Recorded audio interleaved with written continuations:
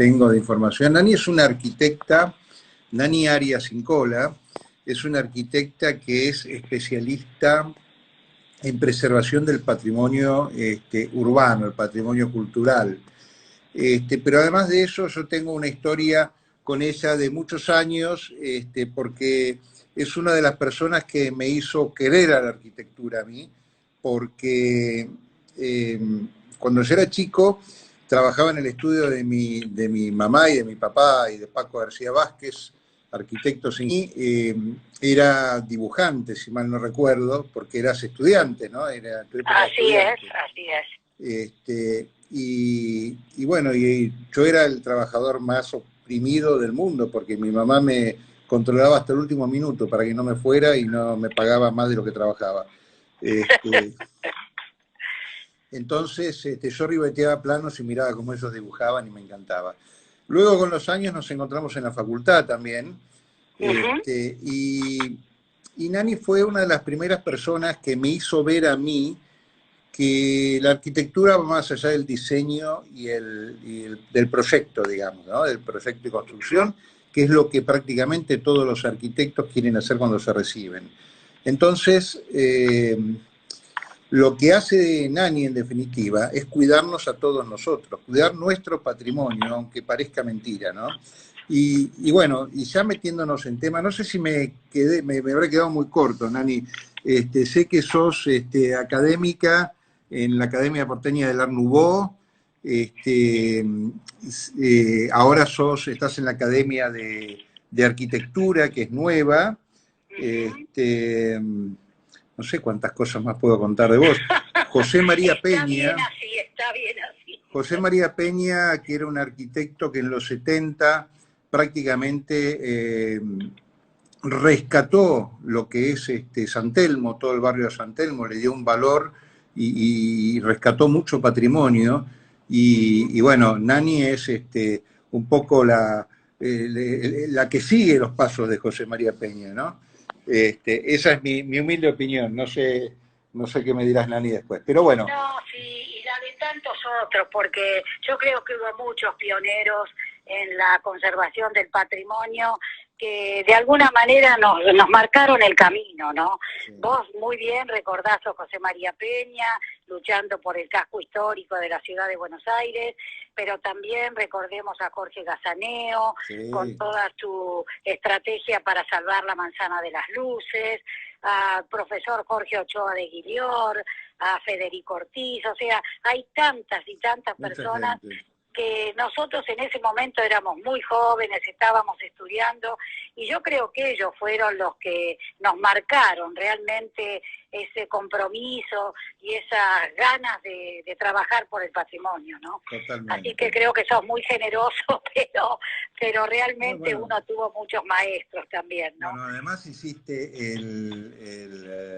la usina del arte. Sí, esa fue una etapa muy linda, ya de funcionaria pública a cargo del área de patrimonio. Y en la ciudad tuvimos la suerte, ¿no?, de encarar el plan de manejo del Teatro Colón para la restauración y puesta en valor del Teatro Colón, sí, también de la Usina del Arte, también se empezó la del Teatro San Martín, que se terminó hace pocos años. Cuando estuve en Nación, tuve mucha suerte, la verdad, de poder estar a cargo del área patrimonio en Nación y en Ciudad, porque me ha dado una gran experiencia la gestión. Sí. El hecho de tener que trabajar con la gestión diariamente te da una gran experiencia.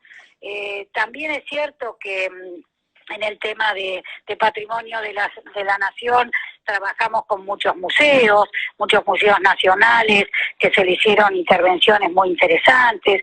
O sea, yo creo que desde el lugar donde uno esté, sea desde el ámbito profesional, que estuve muchos años, o desde la función pública, o simplemente como una ciudadana que ama su patrimonio, desde cualquier lugar donde uno esté, tiene un compromiso ineludible, ¿no? Ahora, es así. Nani, yo te quería hacer una pregunta, porque nosotros hablamos de patrimonio urbano, hablamos de edificios históricos, hablamos de la importancia de todo aquello, y ahora que a mí me toca estar del lado de del inmobiliario, Sí. veo otra, o sea, me doy cuenta que hay otra visión al respecto, Ujú, que creo que, y es un poco el motivo de este encuentro, ¿no? Para ujú, concientizar a las personas, para que sepan de qué estamos hablando, porque en general el inmobiliario viene un cliente y te dice, mirá, tengo este terreno, ¿qué se puede construir acá? Y sabemos que los ujú. terrenos valen por lo que se puede construir. Entonces, cuando le Seguro. decís, este es un edificio que está protegido, se agarran la Ujú. cabeza y quieren matar a todos los protectores. Sí, sí, sí, sí. Este, Más de una vez lo he sentido. bueno, el otro día hablábamos que es un poco parecido a lo que pasa en Europa, ¿no? Cuando en Italia empezás a hacer un pozo para hacer un edificio y encontrás un hueso, Tal cual. un resto de cualquier cosa, te paran la obra y es lo peor que le puede pasar a un desarrollista. Seguro, seguro. Mirá, Este, pero yo creo que son dos mundos. yo quiero que nos cuentes qué es esto del patrimonio, porque Ok, ok. para que se pongan contentos todos los inmobiliarios, creo que es muy bueno esto de tener edificios patrimoniales, edificios históricos, culturales, porque funcionan como una especie de ancla. Entonces, Así es. así como, por ejemplo, las caballerizas ¿cómo se llamaba? De La imprenta. la imprenta, Ujú. cuando hicieron la imprenta, ese barrio era un barrio caído, que eran caballerizas de los del Sí, Polo, sí. y lo que terminó pasando es que levantó todo el barrio. Esto es lo que en inmobiliaria llamamos ancla. Ujú, Lo ujú, mismo pasó con el museo El MoMA, o lo mismo pasó con el ujú. shopping de Alto Palermo. Sí, O sí, sea, tal cual. generan un valor a toda la zona, revalorizan toda la zona de alrededor. Entonces, señores inmobiliarios, háganme caso, hagamos edificios históricos porque nos va a dar muchas ganancias en todo lo que tenemos alrededor. No hablo más, contanos qué es esto del patrimonio cultural. Bien. Fíjate que cuando uno va al diccionario y ya ve la etimología de la palabra, patrimonium, del latín, quiere decir heredado de nuestros padres, ¿eh? O sea, Sí, heredado de nuestros antepasados. sí, Yo creo que del patrimonio cultural, si podemos dar una definición rápida, es un conjunto de bienes que lógicamente son bienes culturales de un grupo humano, de una comunidad, y que pueden ser bienes tanto tangibles como intangibles, o sea, materiales como inmateriales. Cuando nosotros empezamos a valorizar un bien, un paisaje, un objeto, le estamos cargando de un valor que los convierte en bienes culturales, porque pasan a ser parte de la identidad de ese grupo humano o comunidad. Y esa es la base identitaria de cualquier grupo humano. Mira, cuando yo tuve que trabajar en Buenos Aires, por el patrimonio de Buenos Aires, recuerdo muchísimo en todas las charlas con los vecinos y las reuniones con los vecinos, la empatía y el orgullo que cada uno tenía cuando uno le preguntaba ¿de qué barrio sos?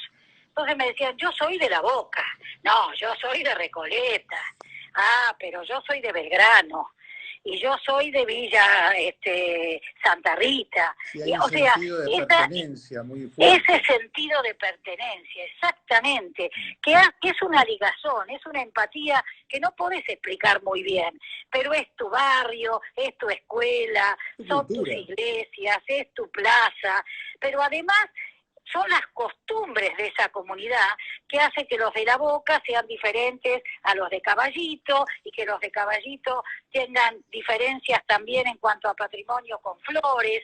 O sea, es esa cantidad de celebraciones, costumbres, hábitos, rituales que uno no puede hacer entender muy bien, pero que los siente tan propios que no los cambiaría por ningún otro. Sí, Entonces, eso es el patrimonio. Lo que pasa es que ningún edificio nace como patrimonio, ningún puente nace como patrimonio, ninguna plaza nace como patrimonio. ¿Qué es lo que lo hace patrimonio? El afecto de la gente, el sentido de pertenencia de la gente, la valoración que hacemos de esos lugares, de esos objetos, de esos paisajes. Cuando nosotros valoramos, los cargamos de valor y de un valor simbólico para la comunidad.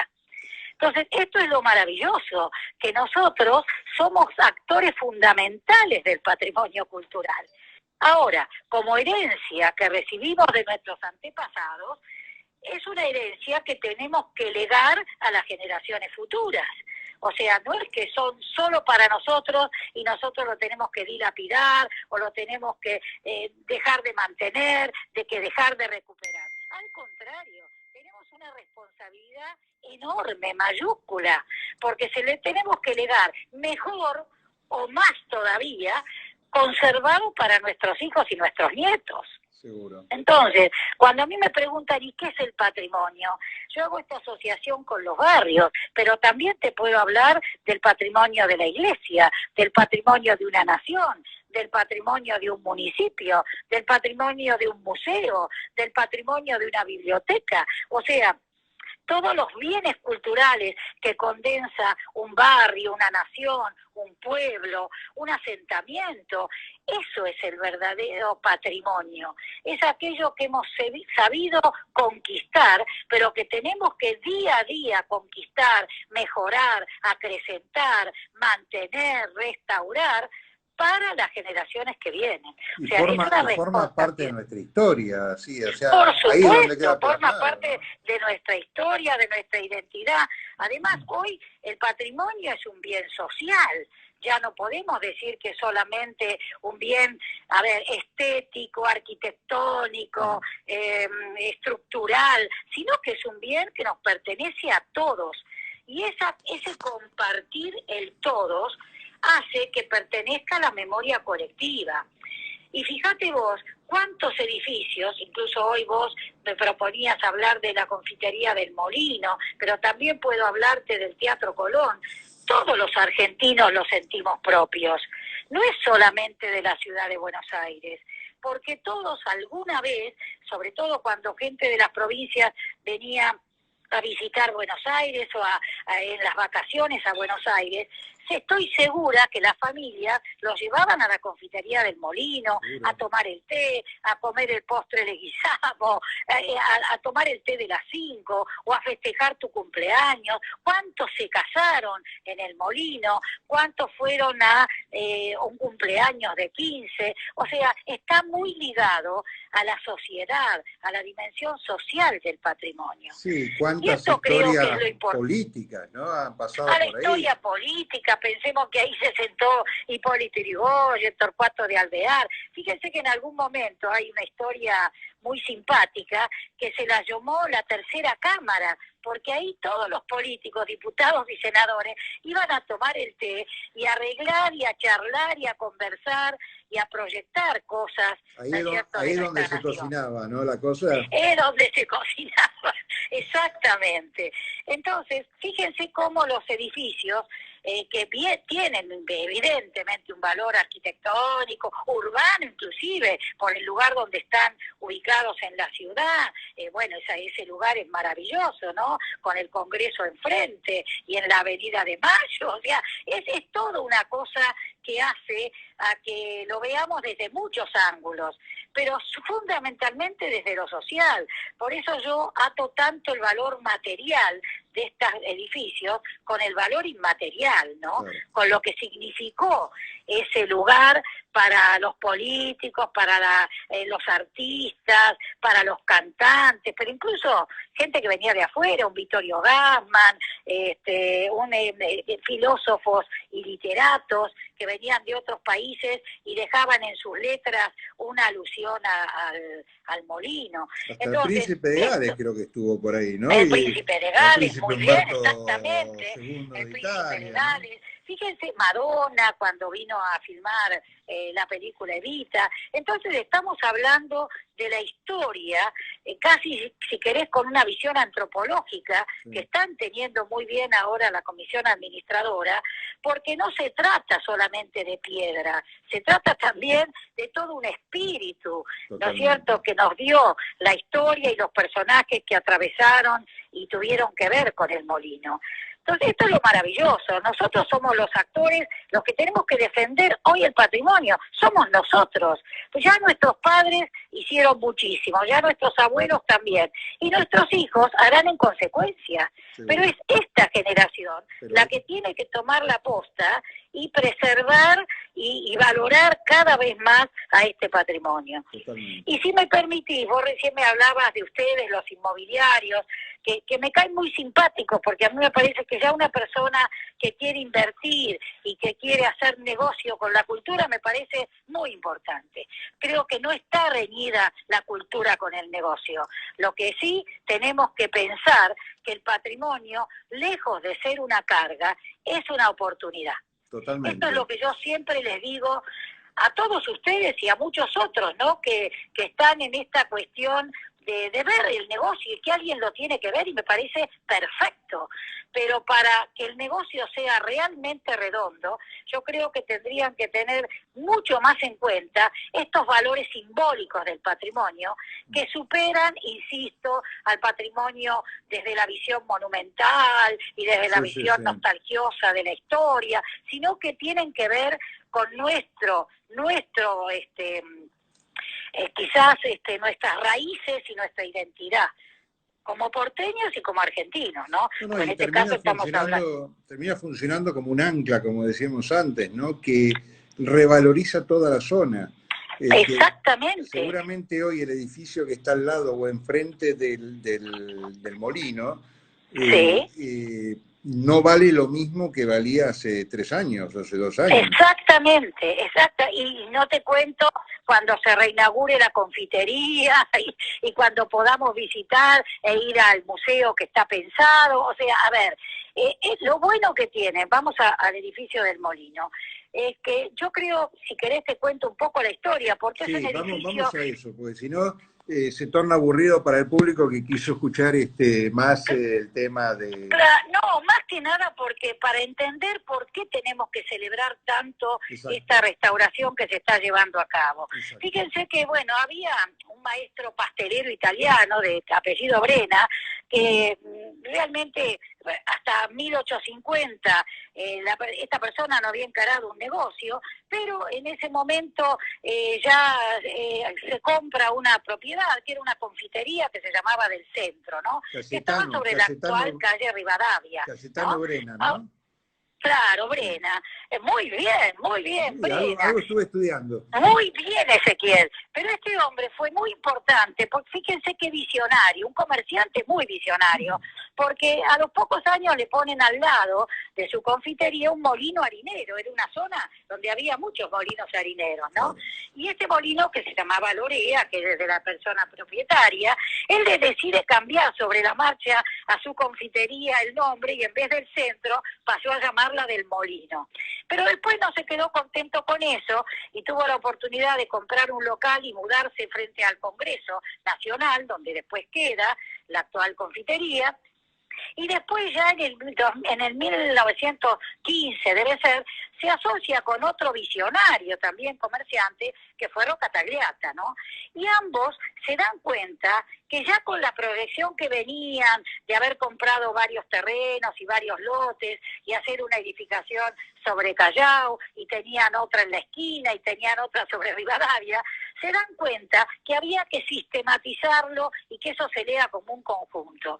Fíjense qué comerciantes visionarios, porque además van a llamar a uno de los arquitectos jóvenes que había venido a la Argentina hacía pocos años, nada más y nada menos que a Francisco Gianotti, porque habían visto el proyecto de la Galería Güemes. O sea, era gente que fue a buscar a Gianotti porque vio en Gianotti todas esas ganas de modernidad, pese a que tenía una raíz muy clásica en la galería, pero sin embargo que traía toda la tendencia nueva del arte nuevo o Art Nouveau. O sea, además, que acá se empiezan a sumar la visión de estos comerciantes con la visión también de llamar a un arquitecto que en ese momento tenía claro que las construcciones que tenía que tener una ciudad como Buenos Aires, ya próxima a su centenario, tenían que ser de avanzada. Entonces se empieza a juntar también un arquitecto que, insisto, en ese momento la tendencia era el Art Nouveau, en su país Italia era el Liberty o Floriale. Entonces, sobre una estructura clásica, porque yo no puedo negar que en la fachada del molino hay columnas, y hay capiteles, y hay arcos, pero le da toda esa impronta del Art Nouveau, con materiales como el bronce, como las teselas, como estas esculturas de bronce en las esquinas. O sea, empieza a trabajar con materiales muy nuevos, además teniendo la suerte de que su hermano, creo que era Juan Bautista Gianotti, tenía una empresa que trabajaba los bronces, los vitrales, las teselas. Entonces tenía la empresa en Milán y se las mandaba, porque Francisco se las encargaba, y llegaban para la Galería Güemes, y llegaron después para el Molino. O sea que hasta ahí tenemos un escenario de visionarios que entendieron cuál era su rol en ese momento. Ahora, ¿qué pasó con la confitería? En la Revolución del 30, bueno, todos incendio, ¿no? recordamos, leyendo la historia, que sufrió un incendio, sí. Y ya en el 38 muere Brena. Y ahí empieza los que lo suceden a Brena, o sea, la responsabilidad de la familia de Brena, que en ese momento realmente Brena muere en el 38, 40, pero yo diría que hasta los años 70 la confitería funcionó muy bien. O sea, tuvo gente que la administró muy bien. Lo parece, ¿no? Ya después presenta la quiebra, y los nietos de Brena, por más de que intentan mantenerla, sostenerla, se les hace muy difícil y entra en un gran deterioro. Yo creo que los 90 asisten al gran deterioro, incluso partes intrusadas. Bueno, entra en una gran decadencia. Imagínense un edificio que se cierra en el 97 y que durante más de 20 años está cerrado, intrusado. Ustedes saben lo que es eso, se llena de ratas, hay pérdidas, hay inundación. Bueno, todo esto es lo que se encuentran los técnicos cuando pueden entrar. ¿Y por qué pueden entrar? Porque hay una ley entre medio en el 2014, una ley del ex senador Cabanchik, que le intima al Estado, o le obliga al Estado, vamos a decirlo así, a expropiar el edificio, o sea, hacerse cargo del edificio, y quien se hace cargo va a ser el Congreso Nacional. Mirá. Es decir, que con esa ley el Poder Ejecutivo Nacional tiene que poner la partida para que el Congreso Nacional se haga cargo, en este caso, de la restauración y puesta en valor. Esa ley fue sancionada en el 2014, pero recién el dinero pasa del Ejecutivo al Legislativo en el 2017, y también la ley preveía la conformación de una comisión bicameral, diputados y senadores, que se llama Comisión Administrativa del Edificio del Molino, algo así. Bueno, esa comisión empieza a funcionar en el 2018, rápidamente se conforma el plan de restauración integral del Molino, con un equipo técnico de lujo, con un equipo técnico donde la multidisciplina, que es lo que debe hacerse en estas obras, tenés los arqueólogos, los ingenieros, los restauradores, o sea, que realmente están haciendo una obra fantástica, porque han logrado no solamente a través de convenios que la Nación se haga cargo de gran parte de la restauración interior, pero como ustedes saben, en la fachada, a través de un convenio con el gobierno de la ciudad, estamos asistiendo a una restauración también maravillosa, donde ya empezamos a ver las aspas funcionando, y donde ya vemos la cúpula restaurada, y los vitrales que han sido puestos en esos gajos que estaban vacíos, que no tenían ningún vitral. La parte de abajo de los balcones también, toda decorada. Los balcones, bien exactamente. ¿no? Los balcones, esas teselas totalmente restauradas, esas grandes esculturas de bronce que estaban en los ángulos de las esquinas restauradas. Hasta yo les diría una cosa que estaba totalmente perdida y deteriorada, esos leones alados en la parte alta, pero además uniendo la restauración a las nuevas tecnologías, que eso es lo que impera en Europa, y nosotros lo tenemos claro hace mucho tiempo, ¿no? Ahora, Cuando Nani, todos estos leones alados se pudieron modelizar en 3D, o sea, la tecnología no está reñida con la restauración, al contrario, está al servicio de la restauración. Entonces, fíjense que también... Sí, perdón. Perdóname, yo me acuerdo que cuando fue lo del Colón, Sí. Para la restauración de los paños, Sí. de todos los textiles. las butacas y todo eso. Sí. Fue un laburo de locos que tuvieron que buscar los colores y todo. Y acá me imagino que también tenés una serie de detalles en el... Exactamente. Exactamente, por eso, mira, viene trabajo, muy bien, ¿no? esta... Sí, viene muy bien esta referencia que haces al Colón, porque también ahí hubo una excelente restauración con un excelente equipo. Fíjate que entre los especialistas que nos dedicamos a esto, nosotros hablamos de conservación preventiva, es decir, perdón, de restauración conservativa. Esto es, primero, como hace un médico, a ocultar al edificio. Y a vos te hacen una memoria clínica, ¿no? Claro. Te dice qué te pasa con los análisis, qué te dio la tomografía, qué te dio la radiografía. Mejor o no sea, ver. Claro, los estudios previos son fundamentales, sí. Porque si no vos no sabés cuáles son las patologías que tiene el edificio. Entonces, lo primero que se hizo cuando se entró al Molino, cuando se entró al Colón, cuando se entró al Teatro San Martín o a la Usina, es ver los problemas que tenía el edificio. Recién ahí vos podés hacer un plan de obras, un plan de rescate, un plan de restauración de todos los componentes. Y esto es, creo que nuevamente es muy importante, porque yo creo que en la Argentina hoy tenemos cuadros realmente muy fuertes y muy activos y muy serios. O sea, ya tenemos una cantidad de obras como para decir que no tenemos nada que envidiarle a ningún otro país que tenga una política de patrimonio, ¿no es cierto? Claro. Sí, sí, sí, sí. Bueno, vos fíjate... contando con el Molino, yo creo que esta ley fue muy importante porque además dejaba usos, ¿no es cierto? Usos para la utilidad pública. Es decir, que el edificio no va a poder cerrarse y privatizarse y concesionarse, claro, sino que la gente va a poder entrar. Tiene el derecho de entrar a un edificio que es suyo, porque decimos que...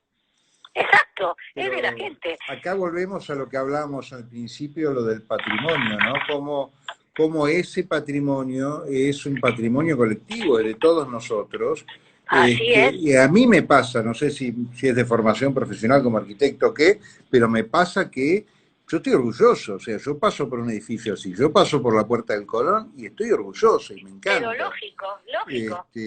Y eso es lo que nos define también, ¿no? Como porteños, como argentinos. Entonces, el hecho de que para mí un privado, porque esto por lo que acabas de decirme, era de un privado que lo dejó estar, básicamente porque me imagino que económicamente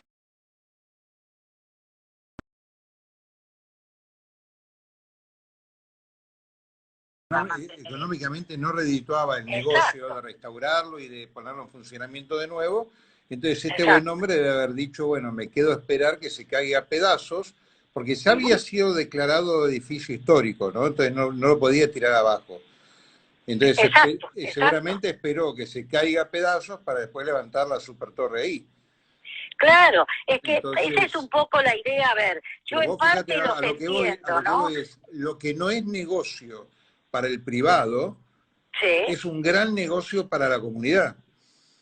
Y sí, de alguna manera sí, porque, ¿sabes qué pasa, Ezequiel? Mira, el Estado tiene la misión indelegable de proteger el patrimonio de la nación, de la provincia, del municipio, porque la Constitución se lo manda, o sea que eso no se puede negar.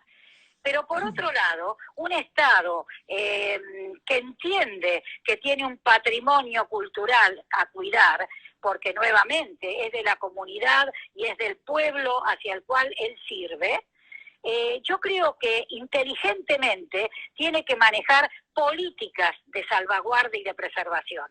muchas veces faltan esas políticas y ahí es donde no se puede llegar a tener este tipo de obras donde todos ganan.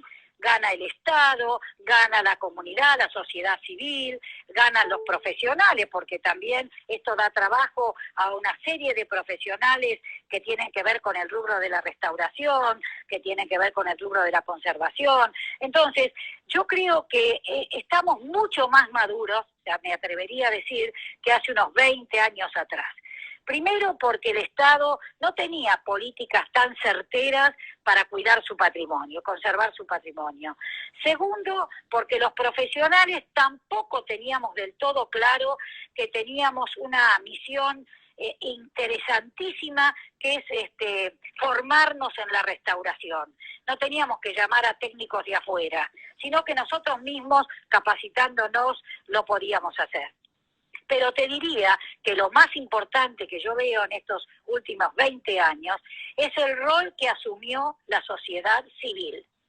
Es el rol que asumió en el sentido de ser vigía de su patrimonio, de hacer jornadas de patrimonio, de ir a protestar cuando quieren tirar abajo un edificio que sienten propio, que van haciendo piquetes y van haciendo cantidad de reuniones cuando tienen que defender la costanera, cuando tienen que defender los espacios verdes.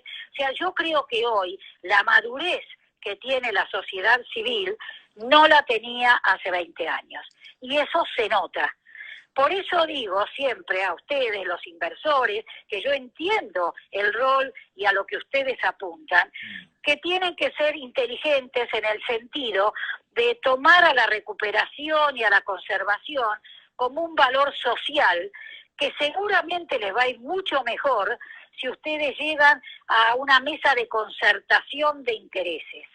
Totalmente. Donde ustedes ganen, pero todos los otros también ganen algo. Totalmente, totalmente. Yo creo que eso es lo que se debe hacer, ¿no? No, y lo que dejás, porque hablando de lo que hablamos antes, de que es un ancla a donde alrededor de eso se valoriza toda la zona, yo te digo que prefiero un ancla como el Teatro Colón, o como la Confitería del Molino, o como la Usina del Arte, que un ancla como el shopping, el de Coronel Díaz, ¿cómo se llama? El Alto Palermo.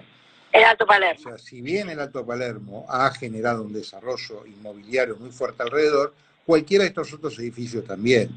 Y entre un shopping y un edificio de estos, no tengas duda, ¿no? Claro, bueno, ahí está. Lo que pasa es que no es fácil entenderlo. Cuando decía Paco que se podían hacer viviendas o se podían hacer cementerios. Él prefería hacer viviendas. Exacto. No es un problema económico, eso es lo que yo quiero decir. A ver, entiendo el problema económico, pero no es netamente económico. Porque yo les digo, yo cuando era más joven, estudié también lo que significaba demoler un edificio para construir otro. Y si vos no demolés y aprovechás estructuras, cimientos, hay un presupuesto que se te achica muchísimo. Entonces también es con inteligencia pensar. No es negarse y decir esto no vale nada, lo demuelo. No, primero ve cuánto económicamente vale lo que ya tenés hecho, que no tenés que demoler, que no tenés que sumurar, que no tenés que demoler, pero también cuánto vale el valor agregado que tiene ese edificio. Que ese valor agregado llevó décadas que se forme. Entonces creo que en eso hay que hacer esta ecuación, ¿no? Bueno, mira, Nani, por ejemplo, hay un tema que yo hablo mucho con los agentes y muchas veces con los clientes. Cuando vos le pasás el precio de un departamento, de una propiedad, a su propietario para ponerlo en venta, cuando hace la tasación, no es un número exacto, tratamos de ver cuál es el precio justo. Y el precio justo es lo que uno está dispuesto a dar y el otro a recibir. Entonces, siempre tenemos la misma respuesta de parte de los clientes vendedores que te dicen, bueno, yo no lo voy a regalar tampoco. y no lo estás regalando. Entonces, ahí yo digo, es totalmente entendible, pero yo creo que con este concepto que estoy diciendo se va a entender lo que hablábamos antes. A lo que voy es, hay una diferencia entre lo que es el precio de una cosa y lo que es el valor de una cosa. Tal cual, tal Entonces, cual. acá estamos hablando del valor patrimonial que tienen estos edificios, que no tienen precio. Estos edificios no tienen precio. Exactamente. Es tal cual lo que decís, Ezequiel, es muy correcto eso, porque si no se cambia esa visión, estamos fritos, porque realmente quiere decir que todo lo que significó esta revolución hacia la conservación del patrimonio, vamos a volver atrás en forma rapidísima, porque no hemos aprendido nada. Y yo creo que ahí está verdaderamente cuando te dicen una pieza de un museo. ¿Y cuál es el valor? Uno es el valor económico, pero otro es el valor simbólico. Infinito. Ese valor simbólico no tiene costo punible, no tiene. Es infinito. Es infinito. Sí. Entonces yo creo que, qué sé yo, se tiene que manejar con esas dos realidades, Exacto. porque las dos son realidades. Yo no niego ninguna. No, pero yo quería hacer este paralelo con esto que le pasa a todo el mundo. Todos te dicen, yo no quiero regalarlo. Y la diferencia entre valor y precio. Creo que ahí se puede entender mucho mejor de lo que estamos hablando, ¿no? Es un orgullo para mí ser amigo tuyo y conocerte hace tanto tiempo, porque realmente vos sos quien está preservando todo esto. O sea, vos sos un equipo de gente, pero vos sos la que nos cuidás nuestro patrimonio, no como el Banco Pirulo, ¿no? Mira, soy una de las tantas y tantos, porque yo creo que se han ido generando camadas, cada vez más probas, cada vez más capacitadas. Yo sí distingo en mí, por lo menos, una cosa que me parece muy importante, que es la pasión. Sí, soy una apasionada de esto, eso no te lo voy a negar. Y yo creo que eso ayuda también, suma, ¿no? Yo no sé si suma, Nani, de gente apasionada. Yo no sé si suma, Nani, yo creo que es fundamental que las cosas, si no las haces con pasión, realmente no tiene sentido hacerlas. Tenemos una sola vida y un solo tiempo. Entonces, sí, hagamos lo que más nos gusta, lo que más nos llena y lo que más puede ayudar a los demás. Y acá vos dijiste algo que es muy cierto y que yo trabajo mucho todos los días sobre eso, que son los equipos de personas, que todos necesitamos de todos. Y no hay nadie que sea más importante que otro. Es un equipo que tiene que funcionar así. Y cuando dijiste lo del equipo interdisciplinario, me acordaba de los planes de vivienda que hacían con Paco y con mamá y papá, que aparecían sociólogos. Entonces yo decía, para hacer viviendas... Claro, bueno, pero ahí está. Y ahí está. Esa es la diferencia, ¿te das cuenta? Vos dijiste, se puede hacer viviendas a escala monumental, conjuntos enormes, pero el tema es, ¿se está pensando en quién va a vivir la vivienda? ¿Y cómo la va a vivir? ¿Cómo la va a vivir? Se está pensando en las necesidades, se está pensando en los deseos de esa gente de cómo habitar su vivienda. O sea, yo creo que esa parte a mí me quedó muy grabado. El trabajar con tu papá, tu mamá y con Paco, a mí me signó. Porque realmente yo decía, y sí, se trabaja en vivienda social. Dice, como la máquina de hacer ravioles, ¿no es cierto? No, nada más lejos. O sea, pensar en el usuario, pensar en la persona que va a vivir allá adentro. Y yo creo que esto, que en su momento era una cosa rarísima, porque yo tuve la suerte de trabajar con ellos que lo veían así, hoy se está convirtiendo, en algo más común.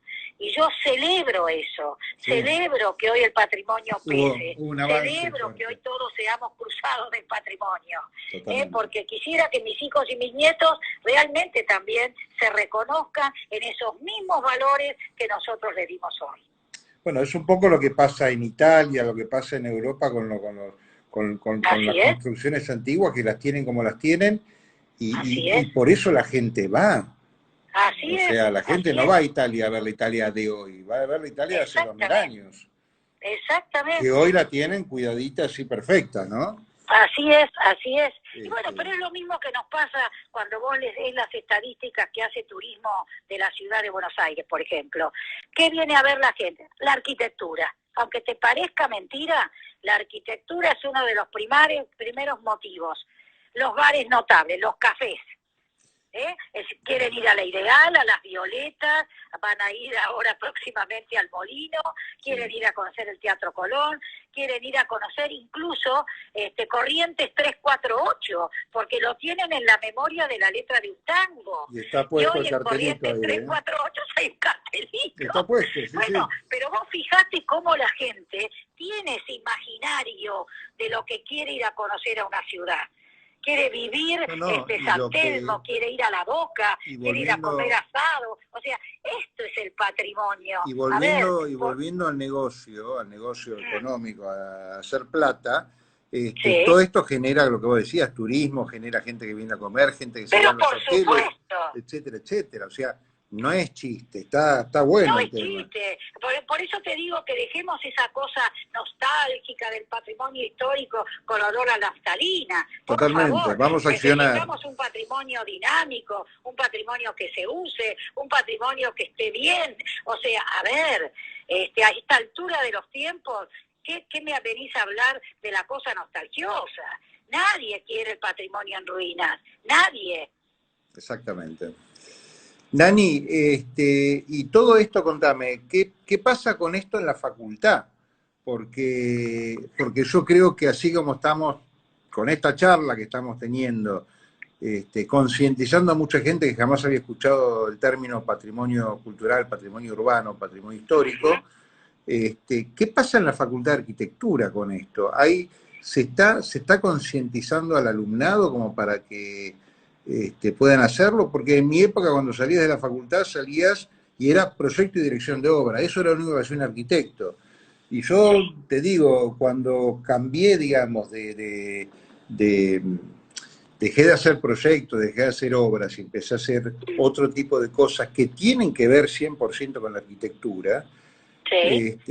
Al principio me costó mucho, porque dije, estudié tanto tiempo para hacer proyecto y dirección y de repente me di cuenta que podía ser un montón de otras cosas que competen a la profesión de arquitecto, y que la gente es como que no le da bolilla, ¿no? Es como que, y creo que hay que alentar a la gente de la facultad a que haga eso, porque no todos son buenos proyectando, no todos son buenos haciendo preservación del patrimonio, no todos son buenos desarrollando edificios, no todos son buenos. Entonces, tratemos de buscar qué es lo que nos gusta, porque tiene muchas variantes esta divina profesión que tenemos.